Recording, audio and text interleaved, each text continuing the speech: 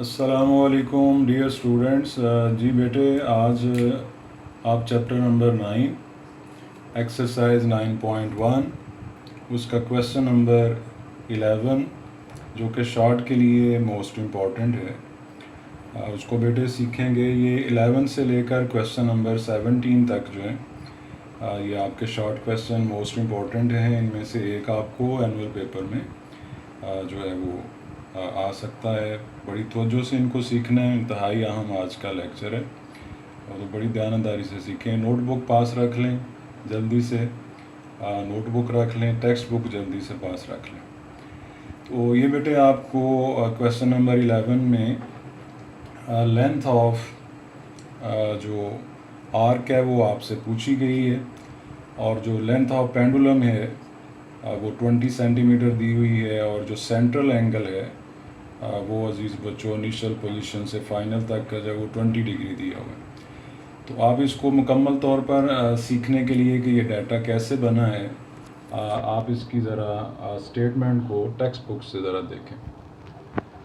Text book पे बेटे ये स्टेटमेंट रीडिंग करें। The pendulum of a clock, ये मसाजिद वगैरह में, मास्क में पेंडुलम वगैरह पहले वक्तों में लगे होते थे, अब तो डिजिटल क्लॉक लगे होते हैं। तो ये पेंडुलम वाले क्लॉक पहले लगे होते थे मसाजिद में। तो इसकी बेटे स्टेटमेंट कुछ इस तरह से है। The pendulum of a clock is 20 centimetre long and it swings through an angle of 20 degree each second. How far does the tip of pendulum move in 1 second? तो यहाँ बेटे ये जो pendulum of clock 20 centimetre long है, यहाँ से बच्चे जो है इसका डाटा बनाते हुए इसको लेंथ लिख देते हैं। तो लेंथ ऑफ पेंडुलम जो है वो अजीज़ बच्चों ये डायग्राम से देखें, ये एक्चुअली जो है वो आर की वैल्यू होती है, यानी ये रेडियस होता है। अगर ये डायग्राम आप देखें तो ये स्पोर्ट है, यानी नेल है या कील है जिसके साथ आपने स्ट्रिंग वगैरह जो है बांधी हुई है। तो स्ट्रिंग के साथ ये बॉब होता है जिसको आप टिप ऑफ पेंडुलम भी कह सकते हैं। ये इसकी मेन पोजीशन है, ये इसकी ए और बी जो है ये एक्सट्रीम पोजीशंस हैं। तो अगर आप ए पोजीशन पे आपकी टिप है और उसको आप स्विंग करते हैं 1 सेकंड में बी तक आता है, तो वो ये कह रहा है कि अगर ए से बी तक का जो एंगल है वो 20 डिग्री है, तो आप बताइए कि टिप ऑफ पेंडुलम जो है वो कितना फासला उसका ए से बी तक है, यानी लेंथ ऑफ आर्क बेटे आपने बतानी। तो अजीज़ बच्चों, चूँकि आप जानते हैं कि जब रेडियस और लेंथ ऑफ आर्क की बात हो रही होती है तो हमारा सेंट्रल एंगल जो है वो डिग्री में नहीं होना चाहिए, वो बेटे रेडियन में होना चाहिए। इसलिए पहले हम अपना एंगल जो 20 डिग्री है उसको बेटे रेडियन में बदलेंगे। और आप जानते हैं कि अगर हमारा एंगल मुकम्मल डिग्री में हो, मिनट या सेकंड साथ ना हो, तो रेडियन में बदलने के लिए पाई ओवर 180 से हम मल्टीप्लाई करते हैं तो हमारा एंगल रेडियन में चेंज हो जाता है। तो अगर आप इसकी पाई की वैल्यू जो है वो रेडियन वाली लगाएं तो अजीज़ बच्चों आप ये लिख सकते हैं 3.1416 अप्रॉक्सीमेट वैल्यू रेडियन में पाई की ये होती है। और 180 से अगर आप डिवाइड करें तो आपके पास ये थीटा की वैल्यू, अगर आप कैलकुलेटर यूज़ करते हैं तो कैलकुलेटर यूज़ कर लें, आप डायरेक्ट कैलकुलेटर यूज़ कर लें, मैं डायरेक्ट लिख देता हूँ। तो आपके पास ये 0.3459 रेडियन अजीज़ बच्चों ये आपका एंगल रेडियन में चेंज हो गया। तो आप बड़ी आसानी से, चूँकि आप बेसिक फार्मूला जानते हैं कि जो लेंथ ऑफ आर्क होती है अजीज़ बच्चों, उसका फार्मूला आप जानते हैं कि लेंथ ऑफ आर्क होती है radius, product of radius into central angle. तो इसमें बेटे वैल्यू यूज़ करें। आपकी जो वैल्यूज़ हैं वो आपके पास हैं। रेडियस आपके पास है 20 सेंटीमीटर। तो जो बच्चे से बेटे गलती होती है वो यहाँ होती है कि चूँकि स्टेटमेंट में लिखा हुआ है the length of the pendulum of clock is 20 centimetre long, तो वो यहाँ रेडियस लिखने की बजाय ये अगर आप ये देखें तो ये अजीज़ बच्चों एस से ओ तक या एस से ए तक या एस से बी तक जो है ये लेंथ ऑफ पेंडुलम है और ये जो है वो एक्चुअली रेडियस बन रहा है। तो ए से बी तक जो है वो लेंथ ऑफ आर्क है। सेंट्रल एंगल जो 1 सेकंड में पेंडुलम की टिप अगर ए से बी तक मूव करती है, स्विंग करती है, तो सेंट्रल एंगल 20 डिग्री दिया हुआ है। तो इस तरह से बेटे ये मिसिंग नहीं होनी चाहिए आपसे कि आप pendulum of clock is 20 centimetre long को कहीं लेंथ ना पढ़ लें, वो रेडियस लिखना है। तो आर की वैल्यू 20 लिखिए और थीटा अभी अभी आपने चेंज किया है रेडियन में 0.3490। तो जो यूनिट अजीज़ बच्चों हमारे रेडियस के होते हैं वही लेंथ ऑफ आर्क के होते हैं। वो सेंटीमीटर में दिया हुआ है तो लेंथ ऑफ आर्क भी सेंटीमीटर में होगी। तो एल की वैल्यू अगर आप कैलकुलेटर यूज़ करते हैं तो अजीज़ बच्चों ये आपके पास 6.98 जिसे आप 7 सेंटीमीटर भी लिख सकते हैं। अगर आप राउंड ऑफ करना चाहें तो आप इसको 7 सेंटीमीटर भी लिख सकते हैं। तो उम्मीद है बेटे ये आपको जो ICS फिज़िक्स के स्टूडेंट हैं पार्ट 1 के उन सभी स्टूडेंट में इसको मैट्रिक में भी पढ़ा हुआ है, आपने इसको एक्सपेरिमेंट भी इसका किया हुआ है। तो उम्मीद है कि आपको ये अच्छे तरीके से समझ आ गया होगा। और जो pendulum of a clock is 20 centimetre statement में लिखा हुआ है लॉन्ग, उसको आप जो है वो रेडियस लिखेंगे, गलती से आप लेंथ नहीं लिखेंगे। इसके बाद बेटे जो क्वेश्चन नंबर 12 है वो आपने आपका असाइनमेंट के लिए है, आपने खुद प्रैक्टिस करना है। तो आइए इसके बाद क्वेश्चन नंबर 13 की तरफ अजीज़ बच्चों मैं जा रहा हूँ, जो काफ़ी दफ़ा लाहौर बोर्ड में, गुजरांवाला बोर्ड में, मुल्तान बोर्ड में, फेडरल बोर्ड में आ चुका है।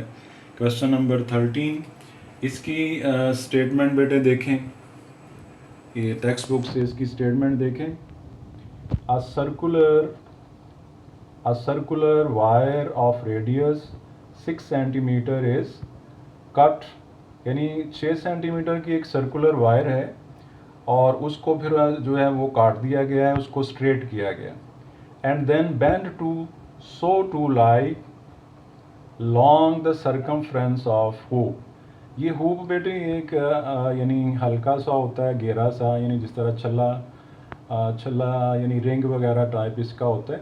ये आम तौर पर जो हमारे हॉर्स हैं इनके यानी पाँव के नीचे जो है वो रोड से, ताकि उनके पाँव जो है उनको सेफ्टी देने के लिए ये हुप यूज़ की जाती है, ताकि पाँव उनका जो है वो रोड पर चलते हुए ज़ख्मी ना हो, इंजर्ड ना हो। तो उसके ऊपर जो है इस वायर को, जो सर्कुलर वायर है 6 सेंटीमीटर इसका रेडियस है, उसको काट कर स्ट्रेट किया गया है और फिर उसको बेंड कर दिया गया है सरकमफ्रेंस, उस हुप के सरकमफ्रेंस के ऊपर जिसका रेडियस 24 सेंटीमीटर है। तो हमसे ये कहा जा रहा है कि find measure of the angle which it subtends at the centre of hoop. तो इसको डायग्राम से बेटे देखें ज़रा आपको, ताकि मुकम्मल समझ आ जाए। ये क्वेश्चन 2 हिस्सों पर मुश्तमिल है। पहला हिस्सा ये देखें कि चूँकि वो कह रहा है एक सर्कुलर वायर है, ये चेक कीजिएगा ज़रा, एक सर्कुलर वायर है जिसका रेडियस जो है वो 6 सेंटीमीटर है। तो बेटे ये सर्कुलर वायर मैंने अलग से बनाई है। अगर इसका रेडियस 6 सेंटीमीटर है, जब हम इसको काटेंगे और इसको स्ट्रेट करेंगे तो अजीज़ बच्चों आप जानते हो कि जो सरकमफ्रेंस होता है वो actually length of circular wire होगी। तो आप जानते हैं अगर रेडियस जो है वो सर्कल का आर हो तो 2 पाई आर सर्कमफ्रेंस होता है। तो अगर हमारी वायर जो कि 6 सेंटीमीटर है रेडियस रखती है, उसकी हमने लेंथ देखनी हो तो अजीज़ बच्चों हम ये 2 पाई आर के अंदर रेडियस 6 लिखेंगे और लेंथ ऑफ सर्कुलर वायर हमें मिल जाएगी, जो कि हमने हुप के सरकमफ्रेंस के ऊपर जो है वो बेंड करनी है। तो आप आर की वैल्यू 6 लगाइए, तो लेंथ ऑफ सर्कुलर वायर जो आपने बेंड करनी है सरकमफ्रेंस जो है हुप का उसके ऊपर, उसकी लेंथ अजीज़ बच्चों 12 पाई आ रही है आपके पास, यानी आर की वैल्यू आपने 6 लगाई है। तो ये फार्मूला जो सरकमफ्रेंस का 2 पाई आर इसके मुताबिक लेंथ जो वायर की बनेगी जिसका रेडियस 6 सेंटीमीटर है वो बेटे 12 पाई बनेगी। इसके बाद जो दूसरा हिस्सा है अजीज़ बच्चों, ये भी डायग्राम से देखें। ये मैंने हुप ड्रॉ की हुई है, ये उसका सेंटर है। ये बेटे हुप का रेडियस उसने खुद 24 सेंटीमीटर दिया हुआ है। तो क्वेश्चन हमसे ये पूछा जा रहा है कि find the measure of angle. Angle हमसे पूछा गया है कि जो सेंटर ऑफ हुप, यानी ये हुप का सेंटर वो है, सेंटर ऑफ हुप पर जो एंगल है वो कितनी पैमाइश का होगा, कितनी मेजर का होगा अगर जो हुप का रेडियस है वो 24 सेंटीमीटर हो। तो अजीज़ बच्चों, ये जो सर्कुलर वायर थी जिसका सेंटीमीटर 6 रेडियस 6 सेंटीमीटर था, उसको जब हमने काटा है और फिर वो ये हुप का सरकमफ्रेंस ये है, तो इस पर ये देखें मैंने सी से बी ये बेंड की हुई है और ये लिखा भी हुआ है बेंट वायर। तो ये हमें पता चल गया है कि हमारी जो आर्क है सी से बी तक ये बेंट वायर है जो कि हमने हुप के सरकमफ्रेंस पर बेंड की हुई है, जो कि हमें इधर से 6 सेंटीमीटर सर्कुलर वायर की लेंथ से मिली है। तो अज़ीज़ बच्चों, ये एल हमारे पास मौजूद है, 12 पाई है, रेडियस हमारे पास 24 सेंटीमीटर मौजूद है, हुप के सेंटर पर बनने वाला एंगल हमसे मांगा गया है। तो बेटे आप जानते हैं कि लेंथ ऑफ आर्क होती है product of radius and central angle. इसमें बेटे आप वैल्यू लगाएंगे, एल की वैल्यू आप 12 पाई यूज़ करेंगे, आर की वैल्यू आपके पास 24 है और थीटा अजीज़ बच्चों आप फाइंड करना चाहते हैं। तो यहाँ से थीटा अजीज़ बच्चों आपको मिलेगा 12 पाई ओवर 24। ये 2 के टेबल से 12 वंस द 112 2 टाइम्स 24 होगा। तो ये एंगल अजीज़ बच्चों जो सेंट्रल एंगल है वो आपका है पाई ओवर 2, जिससे आप डिग्री में अगर लिखना चाहें तो 90 डिग्री लिख सकेंगे। तो उम्मीद है बेटे ये थोड़ा टिपिकल था क्वेश्चन, इसमें 2 दफ़ा रेडियस की बात हुई, यहाँ बच्चा रेडियस के हवाले से कंफ्यूज होता है।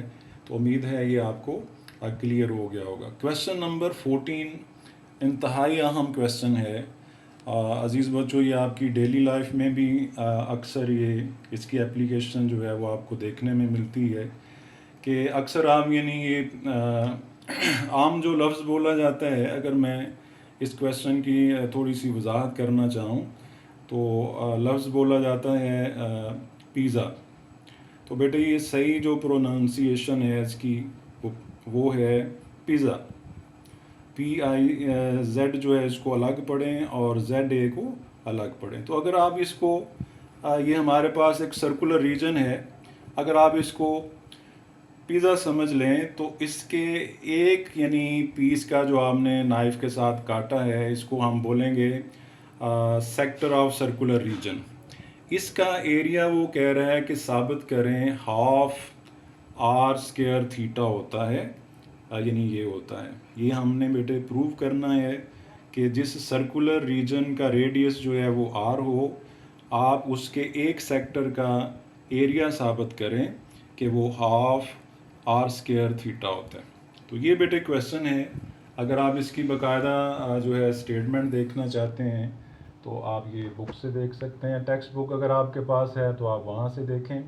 Show that area of sector of circular region of radius r is half r square theta, where theta is the central measure, is the circular measure of the central angle of the sector। तो ये बेटे हमने prove करना है कि ये जो shaded आपको सेक्टर नज़र आ रहा है, ये यूँ समझ लें कि ये पिज़्ज़ा का एक जो है वो पीस है जिसका आपने एरिया बताना है कि मेरे दोस्त ने जो है पीस जो है काटा है, उस खाया है, उसका कितना एरिया है। तो अजीज़ बच्चों, ये डायग्राम आपको नज़र आ रही है। सबसे पहले आप सर्कुलर रीजन जो है वो कंसीडर करेंगे। कंसीडर अ सर्कुलर रीजन जिसका सेंटर आपने ओ पे लिया हुआ है और सेंट्रल एंगल अजीज़ बच्चों आपने थीटा से डिनोट किया हुआ है। रेडियस उसने सर्कुलर रीजन का आर खुद से दिया हुआ है। तो ए से बी तक जो बेटे आपको ये आर्क नज़र आ रही है, इसकी लेंथ आप जानते हैं कि स्मॉल एल से डिनोट होती है। तो हमने फाइंड करना है area of sector A O B. ये बेटे जो मैंने शेड किया हुआ है हॉरिजॉन्टल लाइन के साथ। तो इसका जो फार्मूला है जो पहले आपने शायद मैट्रिक में ना सीखा हो, ये बेटे आपके लिए मैंने नया फार्मूला लिखा है।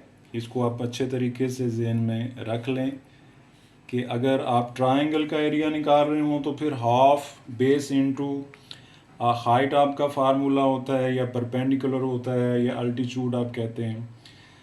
तो अगर बेटे आप सर्कुलर सेक्टर का जो एरिया फाइंड करना चाह रहे हो, जैसे AOB आपका ये बाहर वाली आर्क है, ये साइड नहीं है, तो अगर आपने AOB सेक्टर का एरिया फाइंड करना है तो अजीज़ बच्चों ये फार्मूला ज़हन में रखें कि हाफ सेक्टर जो भी आपका है उसकी बेस और उसकी जो आर्क है उसकी लेंथ को मल्टीप्लाई कर दें। तो इसमें बेटे अगर आप वैल्यू यूज़ करें तो बेस आप OA भी ले सकते हैं, बेस आप OB भी ले सकते हैं, ठीक है। आर्क आपकी फिक्स है, A से B है, बेस आप इन दोनों रेडियल सेगमेंट में से कोई भी ले सकते हैं। तो मैंने ये OA को बेस यूज़ किया है। लेंथ ऑफ आर्क अजीज़ बच्चों आप देख रहे हैं L है। आप L आप जानते हैं, थोड़ी देर पहले आपने ये यूज़ किया है कि L जो है वो R थीटा होता है, उसकी वैल्यू आपने यूज़ की है। उसके बाद बेटे OA आपको नज़र आ रहा है कि सेंटर से सर्कल के पॉइंट तक की जो लेंथ है वो रेडियस होता है। तो अगर आप ये प्रोडक्ट लेते हैं तो जो आपको प्रूव करने के लिए अजीज़ बच्चों दिया हुआ है वो बड़ी आसानी से आपने प्रूव कर लिया है कि किसी भी सर्कुलर रीजन के एक सेक्टर का जो एरिया होता है, अगर उस सर्कुलर रीजन का रेडियस R हो तो वो हाफ R² थीटा होता है। यानी जितना भी उसका रेडियस है अजीज़ बच्चों, आप उसका स्क्वायर ले लें, 2 से डिवाइड कर लें और सेंट्रल एंगल से मल्टीप्लाई कर दें तो आपको एरिया ऑफ सेक्टर मिल जाएगा। अगर किसी बच्चे को जो है वो मैट्रिक वाले तरीके से ही करना हो तो वो बेटे ये आपने मैट्रिक में किया हुआ है, ये भी मैंने नीचे लिख दी है कि फिर आप रेशो ले लें। यानी आप रेशो ले लें या इसको आप प्रपोर्शन भी कहते हैं, आप प्रपोर्शन ले लें, यानी area of AOB over area of circular region equal कर लें एंगल ऑफ सेक्टर OB जो कि थीटा आपको नज़र आ रहा है over angle in circular region. तो सर्कुलर रीजन का जो बेटे सर्कल का एंगल होता है वो रेडियन में 2 पाई होता है, तो आपका जो सेक्टर का एंगल है वो थीटा है, तो थीटा ओवर 2 पाई आप लिख सकते हैं। एरिया ऑफ AOB सेक्टर आपने फाइंड करना है। एरिया ऑफ सर्कुलर रीजन जिसका रेडियस R हो, आप जानते हैं 5-6 क्लास से आप पढ़ते आ रहे हैं, पाई R² होता है। यहाँ से बेटे आप एरिया ऑफ सेक्टर OB जो है अब वो आसानी से आप फाइंड कर सकेंगे। ये पाई R² राइट साइड पर मल्टीप्लाई होगा, तो कैंसिल करने के बाद आपका वही रिज़ल्ट आया है जो आपने ऑलरेडी पहले प्रूव कर दिया। तो उम्मीद है अजीज़ बच्चों ये आपको इसका आप स्क्रीनशॉट ले लें, अच्छे तरीके से इसकी प्रैक्टिस करें। तो उम्मीद है ये आपको दोनों क्वेश्चन मोस्ट इम्पॉर्टेंट हैं, क्वेश्चन नंबर 13 और 14 इनकी बार बार प्रैक्टिस करें। तो आइए क्वेश्चन नंबर 15 है जो रिसेंटली जो है आपके गुजरांवाला बोर्ड में 2023 में आया है। तो इसको बेटे देखते हैं। इसकी स्टेटमेंट जो है वो आप पहले देख लें। मैं आपको पहले इसकी स्टेटमेंट समझा दूं। इसकी स्टेटमेंट जो है वो आप ये बुक से देख लें, टेक्स्ट बुक से देख लें। अगर बुक पास नहीं है तो अजीज़ बच्चों मैं आपको बुक से दिखा रहा हूँ। Question number 15, 2 cities A and B lie on the equator such that their longitudes are 45 degree east and 25 degree west respectively. Find the distance between two cities taking radius of Earth 6400 kilometres. तो ये बेटे question दोबारा देख लें, मैं थोड़ा सा explain भी कर देता हूँ कि हमें ये कहा जा रहा है कि दो शहर हैं A और B और वो इक्वेटर के ऊपर इस तरह से लाई कर रहे हैं कि उनका जो लॉन्गिट्यूड है पहले का 45 डिग्री टू ईस्ट है और दूसरे का 25 डिग्री टू वेस्ट है। तो आप बताइए कि अगर अर्थ का रेडियस जो है वो 6400 किलोमीटर है तो इन दोनों सिटीज़ के दरमियान कितना डिस्टेंस है। तो आइए बेटे इसको डायग्राम से देखते हैं। ये इसकी डायग्राम बेटे मैंने रफ सी जो है वो हाथ से बनाई है। तो उम्मीद है आप इसको आपके जो एसएसटी के टीचर हैं इक्वेटर और लॉन्गिट्यूड वगैरह आपने तफसील से उधर पढ़े होंगे। मुख्तसर थोड़ा सा मैं पहले से बता देता हूँ आपको कि जो सिटी या कंट्रीज़ इक्वेटर पर होते हैं, ये ईस्ट और वेस्ट की लाइन ज़रा गौर से देखें, इतने रीजन में जो होते हैं उनको कहा जाता है कि ऑन इक्वेटर है।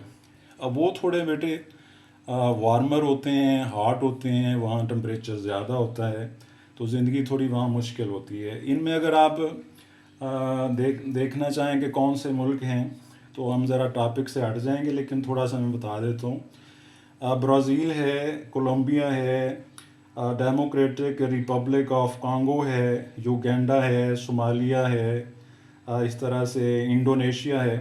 तो मेरा ख्याल है, जो मेरा ज़ाती ख्याल है, मैं एसएसटी का टीचर तो नहीं हूँ, इंडोनेशिया जो है वो ज़्यादा इक्वेटर के करीब है। कीनिया है, उसी तरह मालदीव है। तो ये बेटे वो कंट्रीज़ हैं जो ज़्यादा इक्वेटर ऑन द इक्वेटर हैं या इक्वेटर के नियरेस्ट हैं। तो बहरहाल क्वेश्चन की तरफ आते हैं। ये मैंने रफ सी डायग्राम बनाई है, ये ईस्ट है, ये वेस्ट है, ये नॉर्थ है, साउथ है, ये इक्वेटर मैंने शो किया है। और ये दो सिटी हैं जो इक्वेटर के ऊपर लाई कर रहे हैं। जो 45 डिग्री ईस्ट की तरफ एंगल बना रहा है वो ए से शो किया मैंने, और जो वेस्ट की तरफ 25 डिग्री बना रहा है वो बेटे मैंने बी से शो किया। तो हमने ये ए से बी का जो डिस्टेंस है, डिस्टेंस बिटवीन सिटीज़ है, ये बताना है। तो अगर आप गौर करें तो अज़ीज़ बच्चों ये आर्क है। तो ए से बी जो है ये आपने यानी स्मॉल एल बताना है, length of arc between A and B आपने बतानी है। और ओ से बी या ओ से ए या ओ से डब्ल्यू जो रेडियस ऑफ अर्थ है वो अज़ीज़ बच्चों आपको दिया हुआ है। उसके बाद आप दोनों एंगल का सम करेंगे तो आपको ये दोनों सिटीज़ का जो बिटवीन एंगल है सेंटर पर जो बन रहा है वो बेटे 70 डिग्री मिलेगा। दोनों को ऐड करेंगे तो थीटा की वैल्यू मिलेगी। और चूंकि आप जानते हैं कि जब आप रेडियस यानी सर्कुलर एंगुलर मूवमेंट की मेजरमेंट की बात कर रहे होते हैं तो आपका एंगल जो होता है वो रेडियन में होना चाहिए। इसलिए आप बेटे रेडियन में चेंज करने के लिए पाई ओवर 180 से मल्टीप्लाई करेंगे, रेडियन वाली वैल्यू पाई की लगाएंगे, फिर बेटे कैलकुलेटर आप यूज़ करेंगे तो आपका जो सेंट्रल एंगल है वो अज़ीज़ बच्चों रेडियन में चेंज हो जाएगा। तो अब आपने ए से बी के दरमियान जो आर्क या डिस्टेंस बेटे आपको नज़र आ रहा है डायग्राम से, उसको अगर आपने फाइंड करना है तो वो एक्चुअली आपने ये वाला आर्क लेंथ एक्चुअली ए से बी बतानी है आपने। तो इसके लिए बेटे आप फार्मूला जानते हैं कि लेंथ ऑफ आर्क जो होती है वो product of radius and central angle होता है। इसमें आप बेटे आर की वैल्यू यूज़ करेंगे और थीटा की वैल्यू रिसेंटली जो आपने रेडियन में चेंज की है।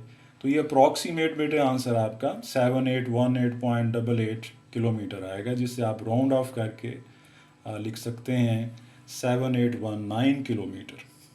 तो उम्मीद है अज़ीज़ बच्चों ये आज का जो लेक्चर था, वीडियो थी, ये बड़ी टेक्निकल थी। और ये अक्सर यानी बच्चे पूछते हैं कि सर ये ट्रिग्नोमेट्री की जो एप्लीकेशन है ये किधर हैं, तो मैंने कहाँ यूज़ होती है। तो पहले मैंने प्रीवियस वीडियो में बेटे बताया था कि ये बिज़नेस में, इंजीनियरिंग में, ये आपकी बहुत सारी डेली लाइफ जो है उसमें रोज़मर्रा ज़िंदगी में यूज़ होती हैं। तो ये आज आपने उसकी एप्लीकेशन देख ली कि अगर आपने दो सिटीज़ के दरमियान जो डिस्टेंस बताना हो, अगर आपको उनके लॉन्गिट्यूड्स का पता हो तो बड़ी आसानी से आप L = R थीटा से यानी ट्रिग्नोमेट्री की मदद से जो है वो अज़ीज़ बच्चों उनका डिस्टेंस बता सकते हैं। तो उम्मीद है आज की वीडियो अज़ीज़ बच्चों आपको बहुत अच्छी लगी होगी। ट्रिग्नोमेट्री की आपने कुछ एप्लीकेशंस आज सीखी, तो इसको ध्यानदारी से बेटे करें। क्वेश्चन नंबर 11 से लेकर 17 तक आज आपने प्रैक्टिस करने हैं, जो ज़्यादा दफ़ा रिपीट हुए हैं बोर्ड के क्वेश्चंस में अज़ीज़ बच्चों, वो मैंने आपको जो है एक्सप्लेन किए हैं, सिखाए हैं। उम्मीद है कि आप इनके अच्छी तरह से प्रैक्टिस करेंगे। ढेर सारी दुआओं के साथ अल्लाह हाफिज़।